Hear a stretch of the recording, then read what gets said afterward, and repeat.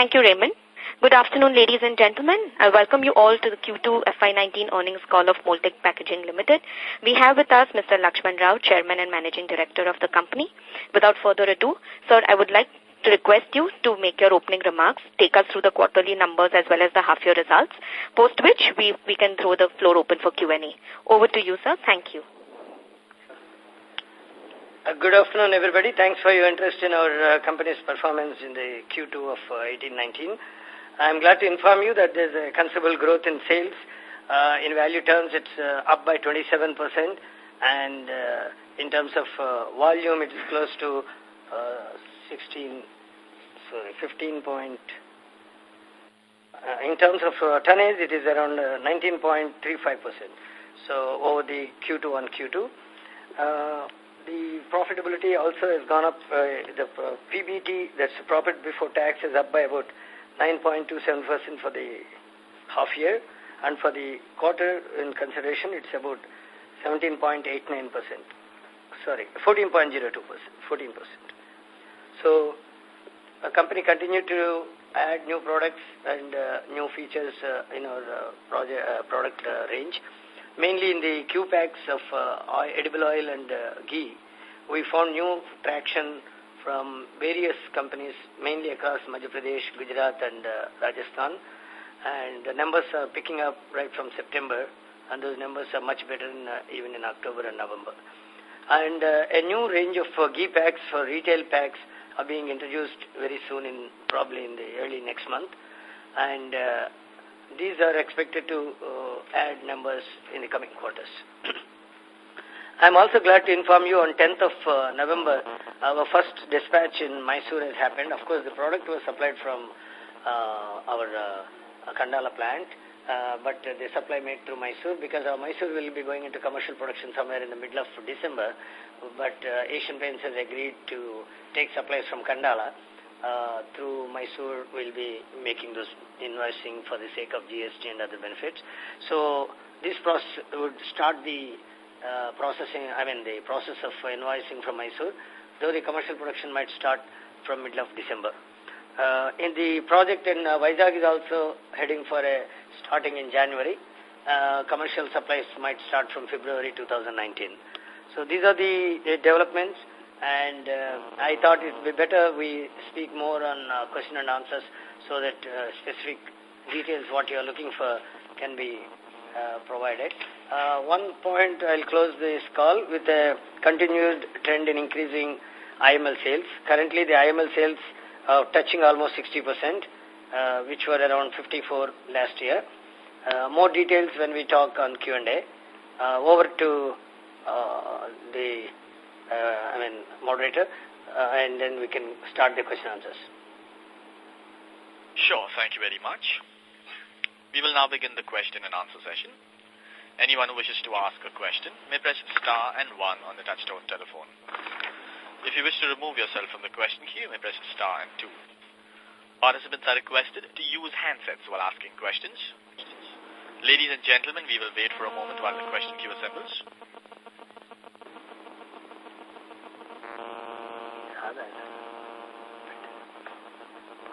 We have the first question from the line of Devan Shah from Principal India. Please go ahead. Yeah, good afternoon, sir. Good afternoon, Devan. 2 or 3 questions.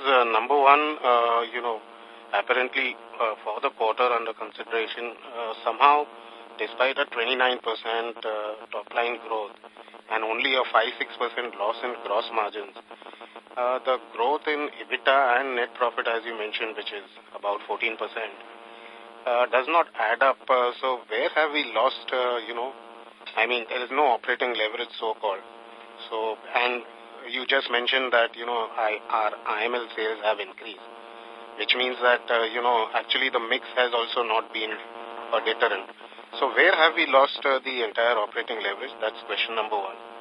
Question number two, possibly the RAK thing has, you are virtually kind of reducing the capacity over there, if I understand correctly, to half, right?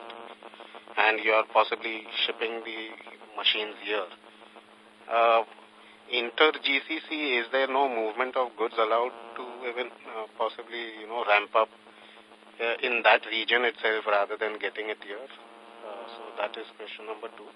Question number 3 is, to what extent do you think the new products, and particularly you had shared in last quarter some innovative pack for a pharma company, and now you're also sharing with us a new pack for ghee, all those will start contributing when? So if you can just help us. And also the price rise, given the polymer rise that we have seen in the recent past, how will the pass-through happen? If you can just help us understand all this. Sure, Devan. Yes, I too find that operating leverage is less than optimal. Though the number looks like 23% on the value, the actual sales in tons is 19%. So a 19% top-line growth should have resulted in better than 19 in PBT or at least in EBITDA.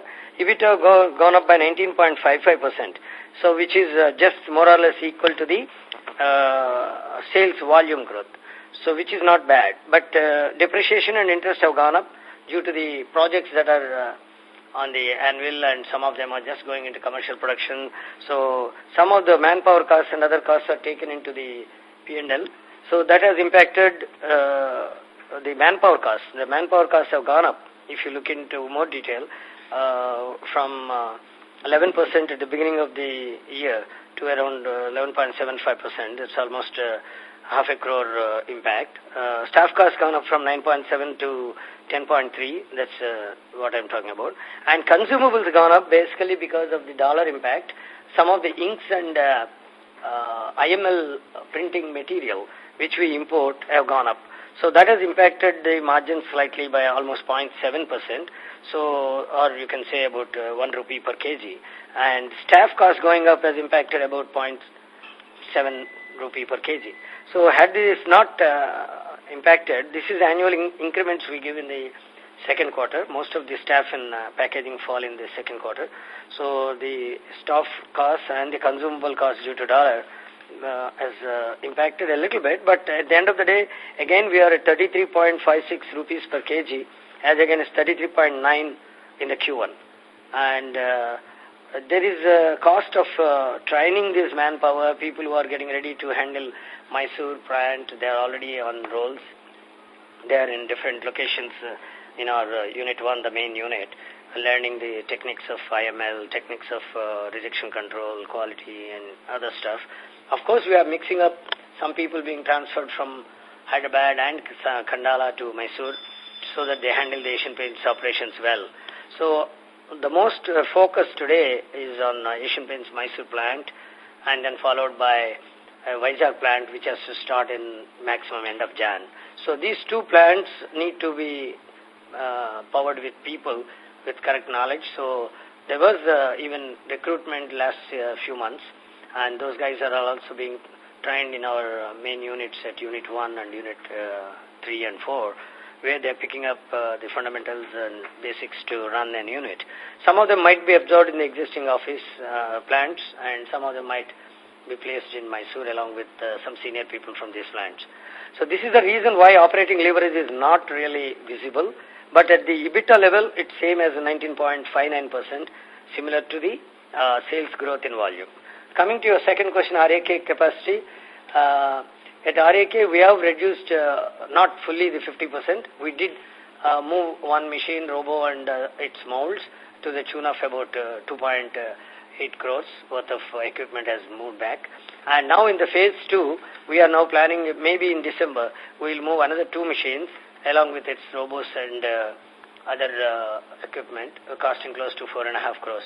So this way, effective capacity at RAK will be brought down from 3,000 tons to 1,800 tons. And those, whatever 1,200 tons worth of capacity that's been coming here to Hyderabad will be fully absorbed with the new products, that is the retail ghee packs and edible oil and ghee 5 and 15 liter packs, whose demand is picking up. So this is the main reason that we are planning to use the capacity at RAK, which is lying idle, basically because of the lack of demand in those countries with the economical downtrend in the last couple of years.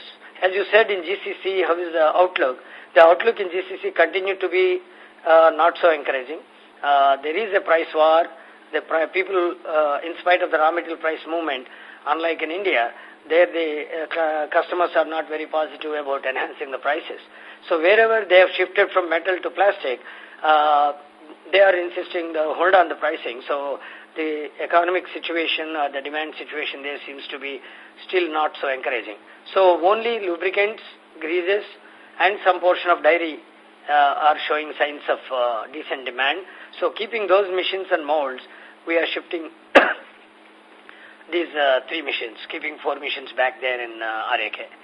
And coming to your next question about when these new products of pharma and ghee will start contributing, the pharmaceutical thing, the pilot mold is now cleared, and commercial mold will be ready only in the month of March.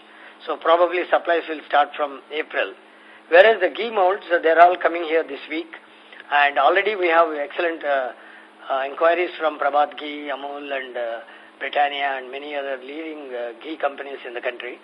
And I think these ghee packs will start contributing as early as Jan-Feb next year in decent numbers. This is, apart from this, I want to make a mention of the ice cream packs which we introduced last year in Jan-Feb. They were very good, positive demand in the initial year. But this year we are going to get much more, maybe the number last year was hardly around 3 to 4 crores. But this season, starting from January, we are anticipating that number to be at least tripled, or it can be more than tripled. So ice cream will be a big contributor in this summer. And ghee might start giving numbers, but those numbers will pick up from second quarter because that is a festival season. But we are in time. So I see both the Asian paint plants also contributing from Jan, Feb onwards, but big numbers can really start happening from April. So we are all set for a decent rise in numbers coming from the new year, hopefully from April 2019. And then coming to the raw material prices, yes, raw material prices kept on going up. In the first quarter, they were really gone up. In the second quarter, there was 1 month, there was a dip, but again they went back up. And today, I think in this month of November, we see some flat, same price has been followed. Probably December they may come down if the crude prices, because crude to raw material, there's always a couple of months of lag. So if the crude falls down this month, raw material price might come down next month. So having said that, the average raw material price of Q2 is same as Q1, 99.1 and 99.04. So there's not much difference in the raw material price. So how much time before you are able to, sir, pass on the entire rise or... 1 month in most of the cases. Only in a couple of cases we have 3 months where we, in spite of 3 months understanding, if the price rise is more than 5%, they generally pay up that difference also. So if the difference is 2-3%, we need to absorb for 3 months. So but such cases are hardly 20-25%. 75% of the case we have monthly price adjustment. So which means that in the ensuing quarter, if nothing changes on the raw material, the entire pass on would have had happened.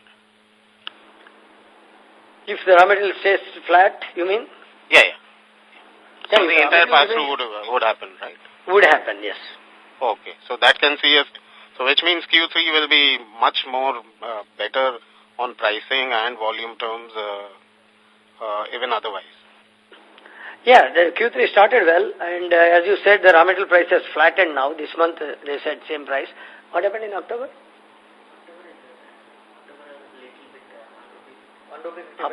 So October also it went up by 1 rupee 50 paisa. That's about 1.2%, 1.4%. But this month they declared as flat. So hoping that next month if it falls down, we might, at least collect back that 1.4%. And we, as you correctly said, it will have a little positive impact. Great, sir. I'll come back in the queue. Thank you so much. Thanks, Imam. Thank you. The next question is from the line of Ravi Naredi from Naredi Investments. Please go ahead. How much percentage now in this quarter? Sorry? IML, how much percentage? IML in this quarter in value terms is 59%, as against 54.6% last year. Okay. And sir, this RAK BP will be in Q3. We are going in the right direction, or it will change something? No. The direction what we went was with a combination of paint, lube, and dairy. What we understood is paint is not at all pulling up. That capacity is immediately we are bringing back, because those paint means big buckets, and those big buckets we have enough demand back home in India, whereas the anticipated demand from the paint segment is not happening. Now actually Jotun Paint is knocking at our door, asking us about the possibility of shifting to plastic, but they're very much concerned about pricing. So we don't want to do any business at a loss or at a, at a break even. So we have decided to bring back those machines and molds and robots here, because we are finding a lot of demand coming up for our edible oil 15 and 70 liter packs, which can also run on these same machines.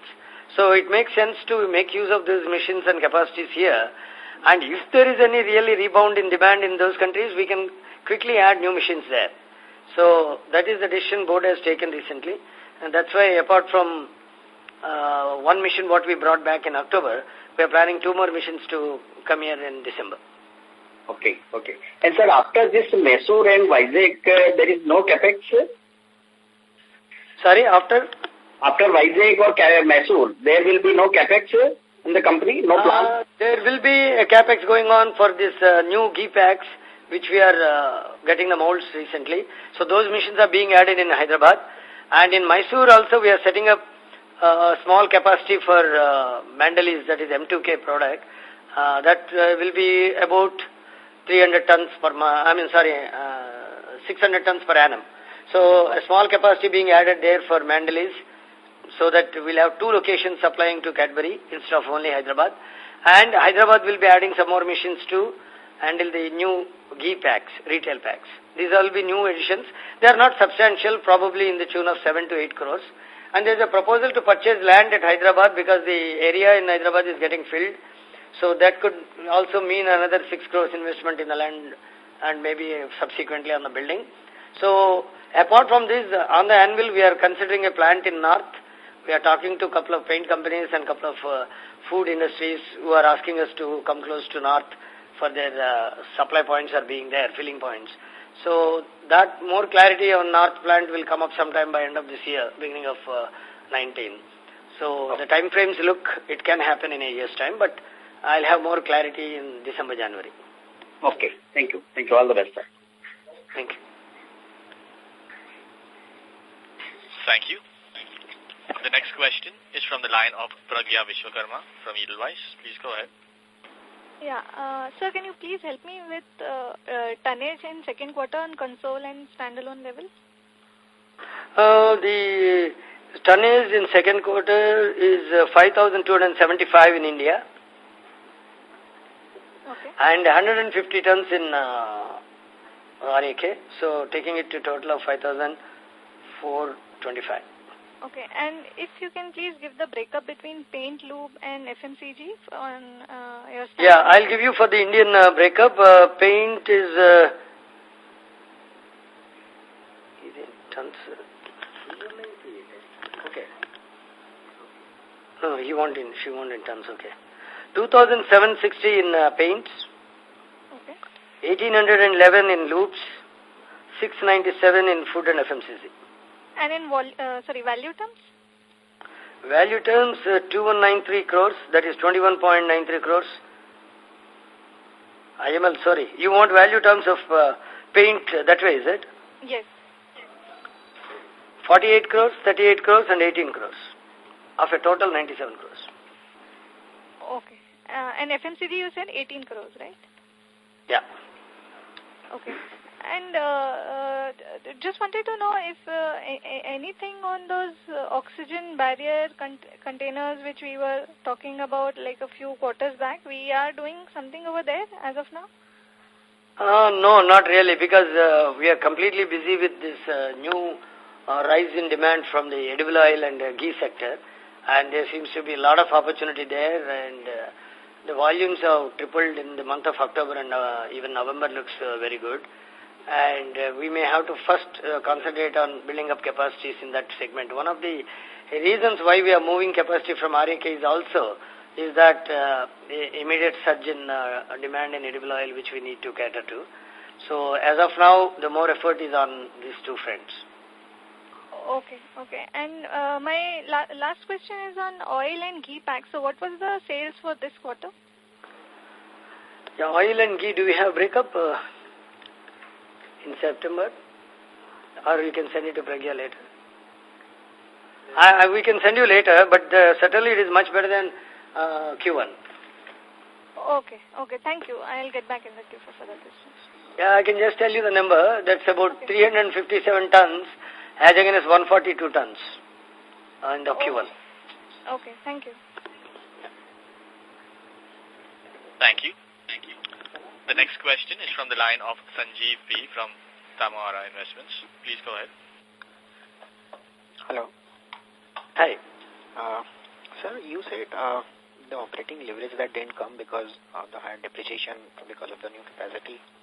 At the same time, new staff addition. So because this capacity have not been commercialized or that's not commenced, have we started charging now or we are, capitalizing? You must be capitalizing. No, we are not capitalizing the manpower who are under training. So the people who are under training at various locations are also involved in the production in those units. So their costs are taken into P&L. And the increments is also another reason for going up, rise in the staff costs. They have gone up from 9.78% to 10.3%. That's almost 0.6%. That's equal to 1 rupee per kg almost. Okay. And same for the depreciation and interest side? Depreciation and interest, only the interest on the working capital. Of course, the interest and depreciation is not is being capitalized until the commercial production starts. But where and when we have started some of the machines, that depreciation will be taken in the P&L. Okay. And regarding the RAK shifting of the machines capacity that we are talking about, are we going to do some major one-time expense for that? And nothing. Actually, the shipping cost for each machine would be in the region of 1.5 lakhs. And even if this require 3 container loads, it's a matter of about 5 to 6 lakhs and handling of another 3-4 lakhs. So about 10 lakhs will be the expenditure involved for a shifting of about 4 crores worth of equipment. Not much. Okay, sir. So, sir, with the new plant that is coming up, which will be non-IML, so on a blended basis, what kind of EBITDA per kg that is we are targeting at? Both these two plants are going to have majority of their products in HTL.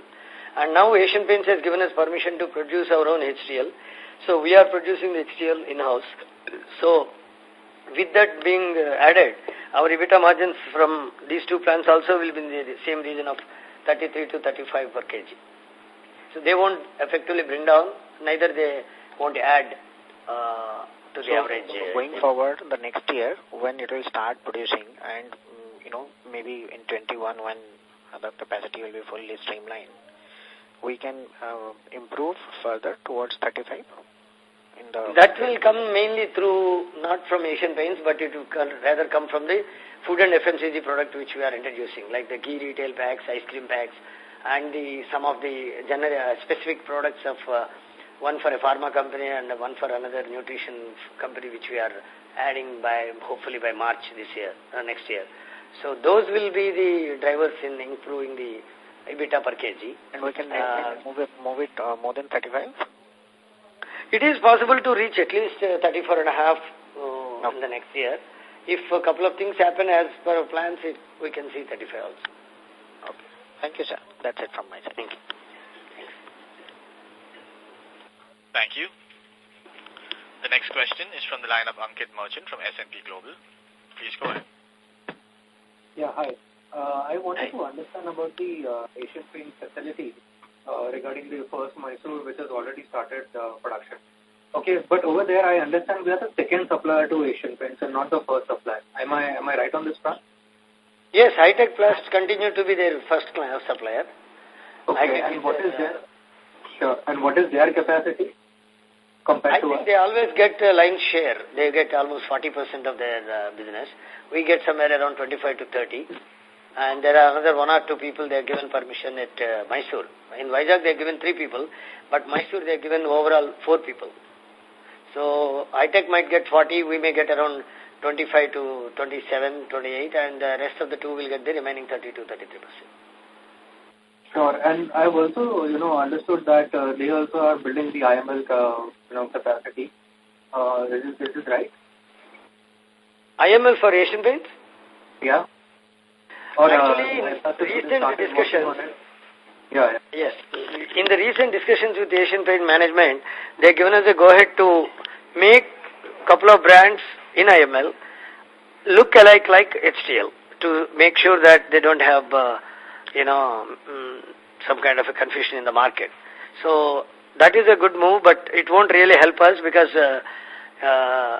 IML at HTL look will certainly look ordinary. It won't give the charm of elegance of IML.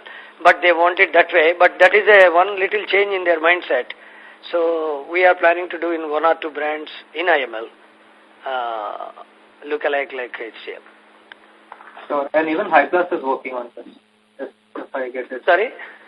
Even High-Tech is getting... they've been telling High-Tech Plus, they're telling Jockey, they're telling Parek Plus, all of them to go for IML for last 4 or 5 years because they don't want a single supplier situation in Asian Paint. So that is why they are very much focusing on other vendors to go for IML. Once they go for IML, we'll be much better off because their costs and our costs will be definitely to our advantage because we make our own in-house IML and our productivity with IML is much well established than the rest of the competitors. So if they really solve the problem and come out with an IML, we also benefit. Sure.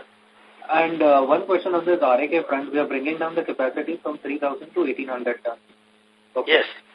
Yeah, and that capacity will be utilized for ghee and dairy products in India. Is this right or? Yes, ghee and oil. Mainly okay. oil. Ghee, oil and dairy, yeah. Yeah. So in that case, the remaining capacity at RAK will be then fully utilized by the new orders which you have received? With the current orders on hand, we are somewhere around 75-80 tons per month. Last quarter it is 150 tons, that's about 50 per month. Now currently we are around 65-70. We are also talking with another leading grease and oil company, lube company there, Chevron, and they have already taken some trial lots and volumes might start picking up in a month or 2. Once that happens, probably we'll be reaching better capacity utilization there in RAK. At 100 tons, we start breaking even. So I hope we'll be reaching that by... Initially, I expected by now we would be reaching that, but not seeing that signs. That is why we have decided to move this capacity back to India and utilize it better. And so that we bring down the BEP point there to 100 tons instead of 120, 130 and reach that level by Jan-Feb. Okay, so in fact, even in this year, we should be expecting the utilization to be around 65%. Yes. Okay, thank you. That's it. Thank you. Thank you. The next question is from the line of Akhil Parekh from Elara Capital. Please go ahead. Hello, sir. Many congratulations.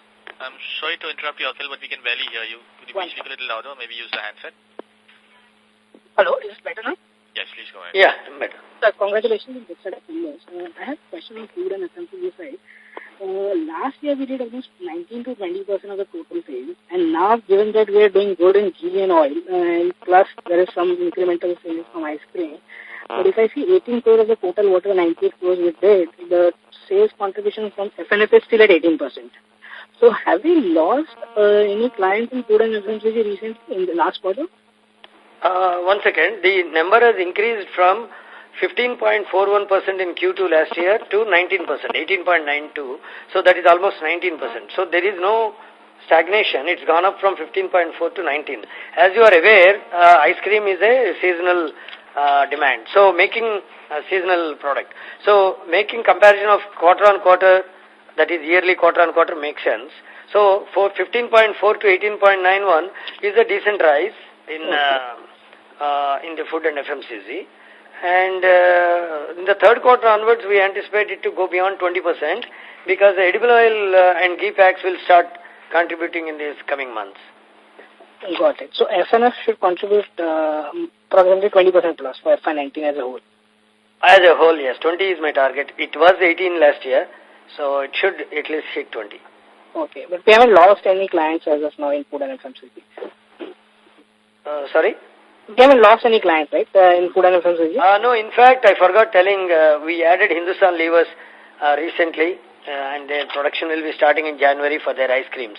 So that is one decent addition. It's not a huge order, but it's a big, reasonably big to add something like 4 or 5 crores per annum sales, and gives us a good entry into levers. Got it, sir. The second question is on Mondelez. Would you be able to tell? Second point I wanted to tell, which I forgot, there is a dip in sales of Mondelez, 7% dip over the last year. So that also has not, that would have otherwise contributed better and we would have touched 20% in this year itself. Got it. But we are adding new capacity for Mondelez, right? 600 tons. That is at Mysore, and the capacities that are here in Hyderabad would be managed between Mondelez and ghee cups. It is interchangeable capacity. So that if Mondelez picks up, because this also again found to be a kind of a seasonal product. In summer, up to June, July, the sales of Mondelez dropping is what is observed. And September onwards, they start picking up for the festival. So that seasonality also has to be factored in. So we brought in this ice cream, which will be filling in the gap of that capacity during the summer months. And they both make an excellent synergy. So the capacity at Mysore also could be utilized either ways. Got it, sir. Got it. And so Mondelez still remains our topmost client, right, in food and FMCG? Topmost client in food and FMCG, yeah. Okay. Just two more questions. One is on value side, you said IML has contributed 59% and non-IML is 41%. Would you be able to give the breakup on volume side for this quarter? Volume side, 53% is IML. Okay. 46.7 is non-IML. Got it. And last question is on the paints and lubricants. How much would be IML contribution? Like how much would be the IML paints and IML lubricants? IML paint and lubricants breakup I don't have. I can send you. Contact Rambabu, otherwise rambabu@moltecindia.com. Okay, I will do that. I can send you the IML breakup of paint and lubes. Okay, thank you so much. Thank you. Thank you. The next question is from the line of Aksh Vora from Praj Financial. Please go ahead. Yeah, sir, the breakup which you gave for paint, lube and food and FMCG, 48 crores, 38 crores and 18 crores, adds up to 104 crores of sales and it's not matching up to the sales number. No, 48, 30 and 18. Lubes is 30. Okay. Okay, all right. So there are points, I don't have the points here. So they're adding to 96 actually, it's 97. Sure. Oh, sir, another thing, what kind of capex have we done till now and anticipate to do in the current year? Capex in this year is around 45 crores planned. And how much so far happened, Ramalu?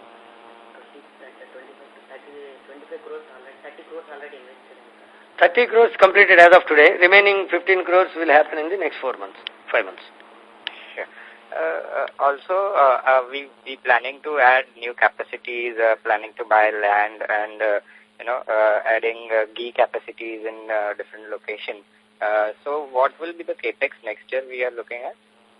Without the north plant, the capex what we are planning for the first half would be in the region of 15 to 18 crores.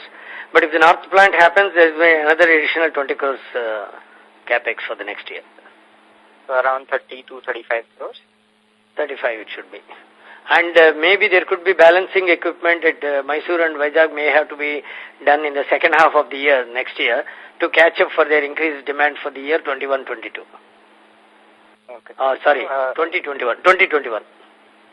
Right. So, sir, currently our debt levels are around 90 crores. So, will we be adding debt for funding the capex, or will we be doing it through internal accruals? If the capex continues to be somewhere in the region of 30-35 crores, our internal accruals will be adequate to take care. If it goes beyond 35, we need to take some term loans. So other than that, we don't foresee increasing of term loans. Okay, and any status on debt levels? Are we planning to see sustained debt levels or a couple of years? It will sustain at this level, I guess, because it can go up a little bit in working capital because as the sales are growing rapidly, we are at a base of, in terms of value, it is more than 20%, so there will be an increase in the working capital levels, but they'll be funded through working capital limits from the banks. With the raw material prices are also on the high, the working capital needs might go up. So there could be some increase in the working capital utilization. All right, that's helpful. And lastly, sir, on edible oil, what has changed recently in the edible oil segment that we are seeing such high demand in the segment? One is we have improvised the pack to withstand better transport worthiness, which was a little bit missing in earlier 2 years ago. But more than that, the reason is the modern trade where this pack has been put up has found very good response. Even 2 years ago when they did so, but for some complaints on leakages and damages, as far as the consumer perception is concerned, the pack has been taken as a value add. So that perception to go down to some of the decently big players has taken time. And areas like Gujarat, Indore, that is Madhya Pradesh and that area where they are used to blow molded cans, plastic cans, they have been good receivers of this concept.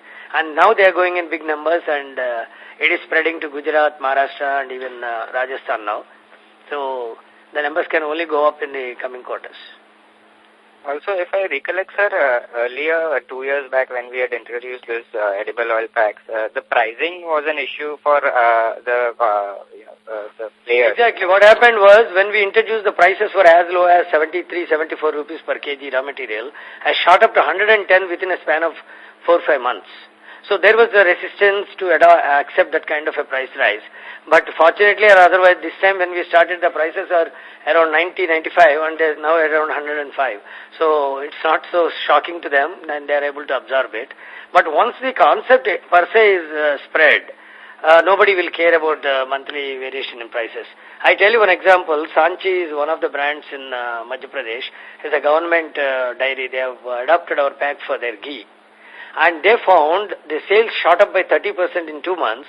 It's not because people fancied the container or anything. It is also one factor. But the main factor was their adulteration has been completely stopped. So they themselves have gone up to and spoken to their counterparts in Rajasthan and even Bangalore, Karnataka, and given a very good positive feedback about our product, that it can effectively arrest the counterfeit market, which has been really a big kind of a problem for dairy industry. So this product with its excellent tamper evidence system and user-friendly features is catching up due to these two factors, anti-counterfeit and good looks or excellent, attractive looks in the marketplace and after use. Great, sir. Any number you're looking on edible oil segment that we can anticipate? I want to go slow on making projections because I have gone wrong 2 years ago. So I want to be more cautious, but certainly the numbers will go up is the trend, what I'm seeing. Probably I'll be in a better position to talk about this by January. Sure. And currently what is the number in edible oil segment in say value terms? Value terms, it is, I can't say that as 3.55 crores, is it value you said? In this quarter, in edible oil sales.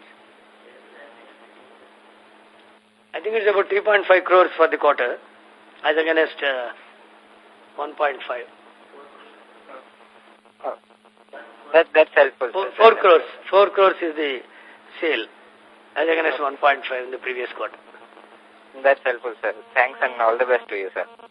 Thank you. Thank you. The next question is from the line of Prem Thakkar from Unilaser Ventures. Please go ahead. Hi, sir. Most questions are answered. I just wanted to understand the realization for IML. They have gone up and down in the past 5 to 6 quarters, if we look at them. So, sir, what explains that? There is no real up and down, but the IML per se won't really add numbers in the case of edible oil packs because that's little tightly priced. So there we are aiming at our average of 33, 34 or maybe 35 rupees per kg as EBITDA. Whereas the rest of the IML packs like ice creams or food packaging or even generic packs like Mandalis and levers, all these will contribute more than 60, 70 rupees per kg. So that's the only difference within IML, between edible oil packs and others. Okay, but I don't see, if you notice the tonnage to the sales, 53% of IML sale is contributing 59% of our top line. Right. Right. So that earlier it was 55.1 has contributed 60. 55.1 for the half year. Okay. Contributed to 60. Last year it was 52.4 has contributed to 57.5. So this 5% difference is continued. Actually now it is close to 5.5%. Okay, okay. Got it. Sir, would it be possible to share some of these quarterly numbers if I can send a mail to Mr. Rambabu? Yeah, you can send to rambabu@maltecindia.com and he will respond. Okay. Great. Thanks a lot, sir. Fine. Thank you. The next question is from the line of Mohit Khanna from Nirmal Bang Institutional Equities. Please go ahead. Right. Thank you, sir, for taking my question. I have more of an bird's eye view that I want to take over here. Comment from you. That how do you see capacity growing up in next 3 to 4 years, and how is the funding going to happen? Because I think the debt level remains slightly high as compared to the past. And what is a comfortable range of debt to equity that you see, or in the interest coverage ratio that you see internally, so that if there is a growth that we need to finance, and how is that going to be financed? Yeah, going forward there will be a good growth in the next 3 years, I'm sure, because both Mysore and Vizag have to ramp up their capacities. The capacity demand they indicated in the year 1, that is, I won't count these 3 months, let's say 1920, is somewhere around 3,000 to 3,500 tons between these two plants, and that is expected to ramp up to 12 to 14,000 tons in 5 years. So going forward from 0 or let's say negligible numbers this year and 3,500 next year, we need to reach 14,000 tons in 5 years. So that continuous ramp up of these two plants should happen over the next 4 years. So that is today's 22,000 tons or 21,000 tons. We are talking about a 14,000 addition is a kind of 70% growth in next 4 years. So that itself on average comes around 14-15% CAGR or maybe 13% CAGR. And we have a lot of products in the ghee segment we are introducing. Edible oil this year has proven its strength, and companies are noticing what is the value of 20 or 25 rupees they're paying more is adding to their features like anti-adulteration or anti-counterfeit, and then looks in the marketplace and other stuff. So that gives me confidence that this can also handsomely add numbers in the next 3-4 years. And we need to position ourselves in different locations in India to capture those numbers, because edible oil is a commodity which is produced everywhere. Every state produces edible oil, and they would like to have optimal pricing, which is possible by being nearer to the clients. So we want to aggressively grow and set up units closer to the markets during the next 2-3 years. And in the process, there could be some increase in the term loans, but we have adequate cash flows coming in. And if you don't go for greenfield projects, the expansion won't take, is not very expensive. As I said last time, a brownfield project would approximately take 50% of the cost to add 100% capacity. So if we expand Daman, we wouldn't be spending this kind of money what we spent at Mysore and Vizag. And Vizag and Mysore expansions that have to happen in the next 3-4 years wouldn't cost as much per ton or per 1,000 tons. So that is a solace for me. Unless we go for a greenfield project in North, we don't see the requirement of huge term loans. But whatever it is, even today the term loan ratio is less than 0.5. Including the working capital. The term loan is negligible. Including working capital, we are close to 0.5, 0.55 or whatever. Up to 1, it's very comfortable, but internally we are of the opinion we want to control it below 0.75 as of now, unless a very big opportunity comes knocking at the door and we need to set up plants in a hurry. Fair point. So, just summing up the brownfield expansion, you said 15 to 18 crores of capex, that is the next year. So, how much tons capacity that would add? Again, that depends on the product mix, because if it is food and FMCG, the number of tons watt per crore you can add is less. But if it is paint and lubricants, it will be high. Next year, I foresee more of capacity addition in the thin wall, because this year we are doing maximum capacity for the paint industry, which is a thick wall or big containers, and some balancing equipment needed towards the end of next year for expanding the capacities at Mysore and Vizag. Other than that, it will be more for thin wall. So capacity-wise, the 18 crores or 20 crores may not add 3,000 tons, probably another 1,500 to 1,800 tons for the food and FMCG industry. Okay, thank you so much. Thank you. Before we take the next question, a reminder to our participants that you may press star and 1 to join the question queue. The next question is from the line of Suvarna Joshi from Axis Securities. Please go ahead. Sir, thank you for the opportunity. Most of my questions have been answered, but if you could just throw light on two of them.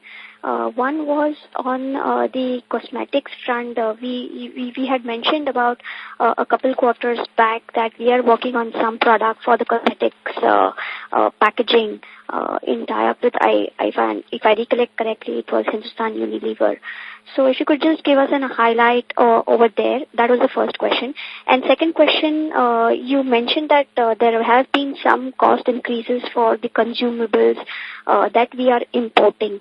So if you could just highlight what is this import content and how much as a percentage of the raw material does it form? So those are my two questions, sir. Yeah. Coming to the cosmetics, yes, the product concept has been proved. We are now in the process of spreading it to a couple of cosmetic companies. We are even talking with Levers and another company, I can't name it today because they are not yet our clients, for a kind of a cosmetic product again, though it is not a curved product, but it is meant for cosmetics use. So getting into cosmetic industry would take a little time to convince them and to establish contacts, but I'm sure that will be another sunrise industry for us, not in this year, but certainly from 1920 onwards. So cosmetics at this stage is a breakthrough we got, and that breakthrough has to be adopted by the industry. We are trying already with a couple of them, and we can't try with everybody because unless the leaders adopt it, you won't really get a pull from the others. So we are trying with a couple of leaders, and the initial discussions are going on. It is a board level decision, so definitely they will take some time to decide. But the action is on, and I don't foresee anything happening in the next 4 or 5 months, but this can be a product for 1920. Coming to your consumables percentage, the consumables of ink, film and adhesives and other stuff, out of the 11% of our overall consumables, which is mainly handles contribute almost 4%, film contribute about 3 to 3.5%. So remaining 2 to 2.5% are inks and consumables. They are the only products that are impacted because about half of them are imported. Half of them are now indigenized. Earlier it used to be 100% imported. Now slowly we are indigenizing with local ink and chemical manufacturers for the IML printing. And film more or less we have neutralized. Complete film is now India or a little bit imports? How much percentage? Yeah, out of 3%, 0.5% is still imports. Remaining 2.5% of the film is procured in India. So most of the products are getting indigenized.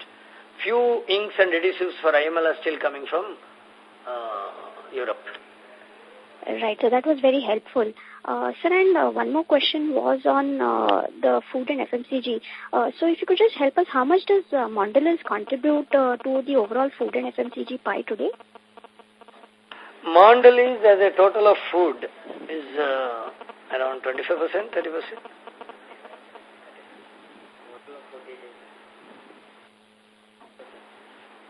35. Around 1/3 you can say. Right, for the food and FMCG part of it. Yeah. Right. And so the balance then that is coming from which players? From dairy industry mainly.